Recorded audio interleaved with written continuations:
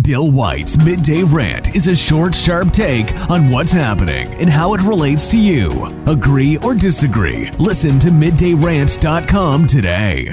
Here's a mystery for you. More than 1,000 daffodils have been cut down or pulled up after they have been planted by residents of Saint Blazey, a small English village of around 4,600 people midway down the Cornish coast. The local town council has denied cutting down the flowers. In fact, town clerk Gaynor Mamo said if the daffodils had been cut down, it was nothing to do with the local authority. If the flowers are lying dead on the ground where they once grew. Regardless, that's her story and she's sticking to it. However, the council did confirm that it will not be replanting the bulbs for health and safety reasons. What? Health and safety reasons? Are daffodils now a dangerous breed of flower? The story gets worse. Dr. Mark Evans from the Southwest Health Protection Unit has chimed in saying, quote, daffodils are toxic and severe vomiting and diarrhea can occur if eaten by mistake. Although very unpleasant, he continued, most people will recover fully without treatment, end quote. Apparently, if you intend to eat the flowers, you're good to go.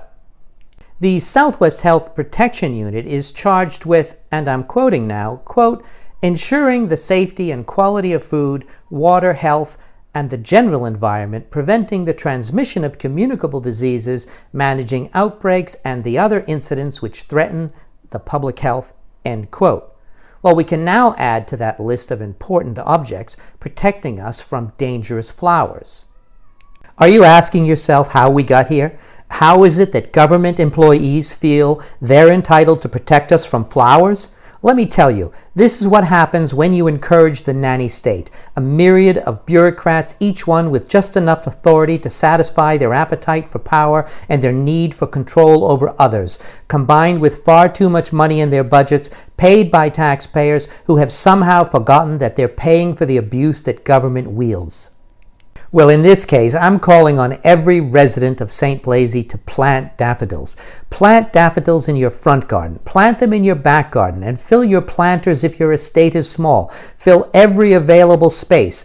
And for all the fact checkers out there, while daffodil farming has declined in some areas, the UK still produces 90% of the world's cut daffodils and exports to Europe and the United States. In fact, 80% of these daffodils are grown in Cornwall, and yet, for some unknown reason, the authorities in Saint Blazey are out to rid the community of this dangerous flower.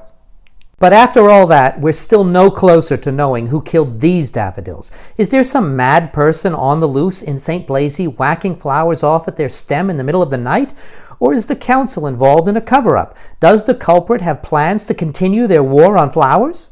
This is a serious subject. Indeed, are other genera of plants safe? I think a public inquiry is needed.